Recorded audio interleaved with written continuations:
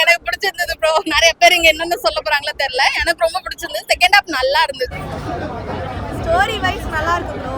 எப்படி இருக்கு இது வந்து ஓவரால் எக்ஸ்பீரியன்ஸா ஃபீல் ஆச்சு. எக்ஸ்பீரியன்ஸா லைக் எனக்கு பிடிச்சிருந்தது ப்ரோ. நிறைய பேர் இங்க என்னென்ன சொல்ல போறாங்களோ தெரியல. எனக்கு ரொம்ப பிடிச்சிருந்தது. செகண்ட் ஹாஃப் நல்லா இருந்துச்சு. பிரதீப் ரங்கநாதன் எனக்கு ரொம்ப பிடிக்கும். ஸோ அதனால வந்தேன். அந்த அனிருத்துக்காகவே மெயினாக அந்த படத்துக்கு வந்தேன். ஸோ படம் அது எக்ஸ்பெக்ட் பண்ணல. நான் ட்ரைலர்லாம் பார்க்கல, டேரெக்டாக படத்துக்கு தான் வந்திருக்கேன். ஸோ நிறைய விஷயங்கள் அன்எக்ஸ்பெக்டடாக தான் இருந்தது. அண்ட் குறிப்பாக இந்த டைலாக் எனக்கு தளபதி ஃபேனுங்கிறனால வாட் ப்ரோ சூரியன் bro it's very wrong bro அந்த டைலாக் ரொம்ப பிடிச்சிருந்தது. ஸோ அந்த டைலாக் மட்டும் இல்லை, நிறைய இன்டைரக்டான தளபதி சப்போர்ட்டுக்கு மூவியாக அது இருக்கும். தளபதி ஃபேன்ஸ்லாம் கண்டிப்பாக ஒன் டைமாவது இந்த மூவிக்கு வரணும். ரொம்ப நல்லா இருந்தது. செகண்ட் ஹாஃப்ல அந்த மாதிரி ஒரு ஆர்கானிக் கார்டன் இருந்தால் நல்லா இருக்குமே, ஃபோனை நம்மளும் விட்டு எரிஞ்சிட்டு போய் அங்கே இருக்கலாமே அப்படிங்கிற தாட்ஸ் இருந்தது. ஸோ அதனால பிடிச்சிருக்கு. அசிஷா பிரதீப், எஸ்ஜே சூர்யா, இவங்க ரெண்டு பேர்த்தும் நல்லா இருந்தது. அவரோட தமிழ் ரொம்ப பிடிச்சிருந்தது. பெரும்பாலும் வெளிலலாம் நான் வேற எதுலையும் பார்த்ததில்ல. மூவில கண்டிப்பா 2.5 மணி நேரம் உட்காந்து பார்க்கணுங்கிறதுக்காக பார்த்தது. நல்லா இருந்தது அவரோட தமிழ் எல்லாம். அவருக்கு கொஞ்சம் எப்படி இருக்கு இது வந்து ஓவரால் எக்ஸ்பீரியன்ஸா ஃபீல் ஆச்சு. எக்ஸ்பீரியன்ஸா நல்லா இருக்கு. ஏன்னா நம்ம ஹாலிவுட்லாம் நிறைய பாக்குறோம்ல, அந்த மாதிரி பாக்குறப்போ இது வந்து கொஞ்சம் டிஃப்ரெண்டா இருக்கு. நம்ம ஊரே இந்த மாதிரி ஒரு படம் 2040 இருக்கிறது உண்மையிலே அது கனவா இருந்தா கூட ரியாலிட்டியில கொடுக்குது. நல்லா இருந்தது. கான்செப்டா நல்ல கான்செப்ட். அதே மாதிரி இன்னைக்கு நம்ம இதெல்லாம் நடக்குமா, இப்படிலாம் பாசிபிளா, இதெல்லாம் வாய்ப்பே இல்லைன்னு நம்ம நினைப்போம். ஒரு 10 வருஷத்துக்கு முன்னாடி, ஒரு 20 வருஷத்துக்கு முன்னாடி வீடியோ காலில் இப்படி பேச முடியுமான்றதுமே ஒரு கற்பனை தான். ஸோ இன்னைக்கு அது ரியாலிட்டியில இருக்கு. அது மாதிரி இதுவும் நடக்கும். நடந்தா பெரிய ஆபத்துன்றதை தான் காட்டியிருக்காங்க. ஒரு ஆப்பை நம்புற மனுஷங்களை நம்புறதை விட ஆப்பை நம்பினா என்ன நடக்கும்ன்ற ஒரு கற்பனை தான். அது நல்லா இருக்கு. எஸ்ஜே சூர்யா மனுஷன் பின்னிட்டு ஒரு பர்ஃபார்மன்ஸ் கடைசியா போடுவாரு, ஒரு டான்ஸ் வேற லெவலு. அதுக்கடுத்து நம்ம சீமான், நடிகர் சீமான் ஒரு எமோஷனலான ஃபாதர், ரொம்ப நல்லா பண்ணியிருக்காரு. ஒரு ரோபோ அனியோட வாய்ஸ்ல வரும். அனி ரொம்ப ஆக்சுவலா அது ஒரு பெரிய சர்ப்ரைஸ். ஆக்சுவலி ரொம்ப ஆப்டா இருந்தது அந்த ரோபோக்கு, நல்லா இருந்தது ஆக்சுவலா. அதுவும் அவர் வந்து அந்த பஞ்ச் டைலாக் பேசுனதெல்லாம் கேட்கும்போது சூப்பரா இருந்துச்சு. புரியல. கல்கி ஆக்சுவலா ஒரு கான்செப்ட் தானே. எல்லாம் வந்து ரோபோஸ்லாம் இப்ப இனிமே வந்துட்டு இது அப்படி பார்த்தது இல்ல.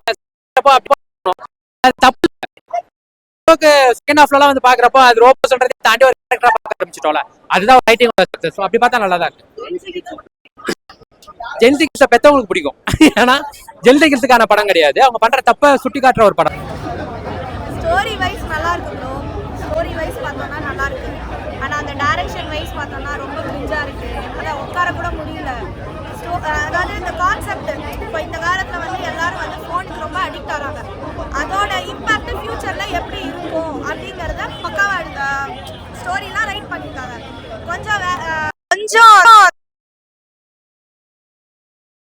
அதெல்லாம் வந்து கொஞ்சம் ஒர்க் அவுட் பண்ணா நல்லா இருந்திருக்கும். இன்னும் நல்லா ஒர்க் அவுட் ஆயிருக்கும்.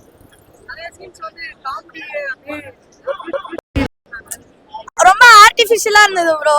அதான் அதுல சொல்லுவாங்களே வாட் ப்ரோ அப்படின்னு தான் இருந்துச்சு. நானே கேட்கறேன். நான் அதுல அவர் சூர்யாவை கேட்பாரு, நான் விக்னேஷ் சிவனை கேட்கறேன் வாட் ப்ரோ அப்படின்னு தான் இருந்தது. ஆனா பட் ஹேட்ஸ் ஆஃப் கான்செப்ட் வந்து ரொம்ப சூப்பரா இருந்தது. நல்ல எக்ஸ்பீரியன்ஸா இருந்துச்சு. நீங்க எப்படி பாத்தீங்க?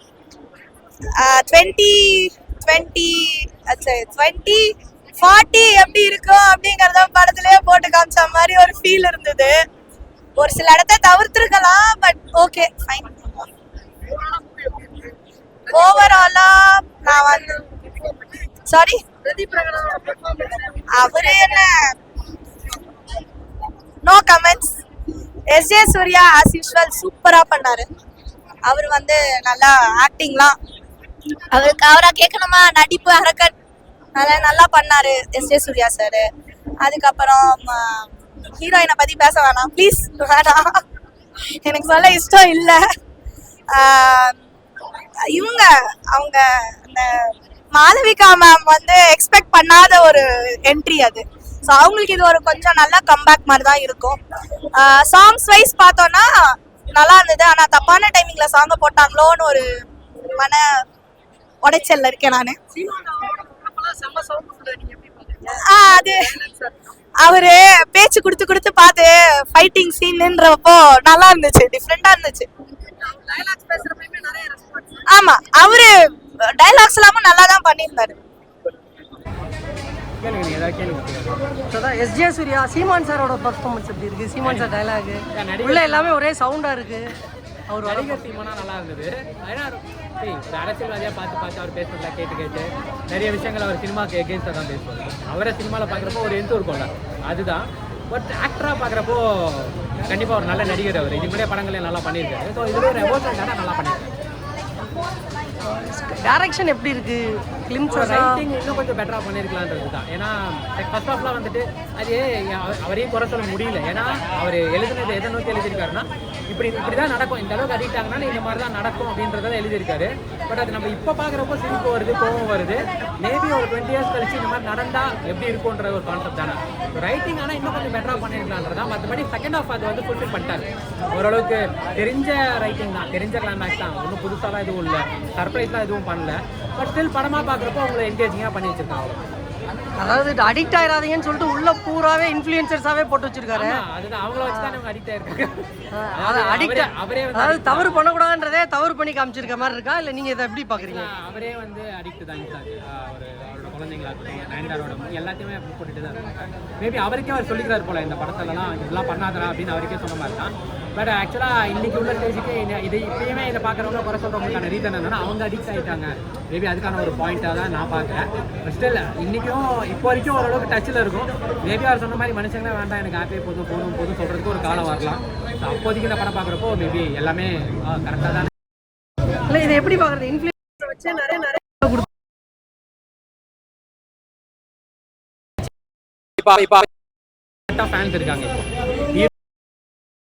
வரும்போது என்ன நடக்கும்னா அவங்க இருக்காங்க அந்த அளவுக்கு வந்து ஃபுல் அண்ட் ஃபுல் அவங்க மேலே ஒரு ஈடுபாடோட இருக்காங்க. அதனால அவங்க யூஸ் பண்ணிக்கிறாங்க, அவ்வளோதான். தேங்க்யூ. ஓவராலாக மூவி எப்படி இருக்கு? ஓகே ப்ரோ, வாட்சபிள் தான். அந்த அளவுக்கு நான் கூட ரொம்ப மட்டமாக இருக்கும். பட் சாட்டிஸ்ஃபைட் தான். ஒரு படமாக பார்க்குறப்போ ஃபர்ஸ்ட் ஹாஃப் மட்டும் கொஞ்சம் பொறுத்துக்கிட்டிங்கன்னா செகண்ட் ஹாஃப் உங்களை ஃபுல்ஃபில் பண்ணும். இதில் வந்து ஓவராலாக லவ்ன்றப்போ ஃபியூச்சரை காமிச்சிருக்காங்க. இப்போ ஜென்சி கிட்ஸ் மட்டும் பிடிக்குமா இல்லை எல்லாருக்கும் பிடிக்குமா இல்லை எந்த மாதிரி? அப்படிலாம் இல்லை, எல்லாருக்குமே பிடிக்கும் தான். லவ் பிடிக்கிறவங்க எல்லாருமே இந்த படத்தை வந்து பார்க்கலாம். நிறைய ப்ராப்ளம் இருக்கிறத எப்படிலாம் ஃபேஸ் பண்ணி எப்படி வெளில வரலாங்கிறத ஈஸியாக காமிச்சிருக்காங்க. இதான் ரியலான லைஃப். நீங்கள் இதில் போய் இன்னொருத்தவங்க இன்வால்வ் பண்ணாதீங்க, அதாவது மொபைலை இன்வால்வ் பண்ணாதீங்க. நீங்கள் செப்பரேட்டாக வாழும்போது நல்லா ஜாலியாக ஹாப்பியாக உங்கள் பார்ட்னரோட இருக்கலாங்கிறது தான் ஸ்டோரி. அது கொஞ்சம் லாங்காக சொல்லியிருக்காங்க, அவ்வளோதான். எது இம்பார்ட்டன்ட் கொடுக்கணும், எதுக்கு இம்பார்ட்டன்ட் கொடுக்கக்கூடாதுங்கிறத இதில் எக்ஸ்பிளைன் பண்ணியிருக்காங்க. அதில் மேக்ஸிமம் அனிருத் மியூசிக் வந்து எல்லா இடத்துலையும் செம்மையாக சிங்க் ஆயிருக்கு, ஸ்டார்டிங் டு எண்ட் வரைக்கும்.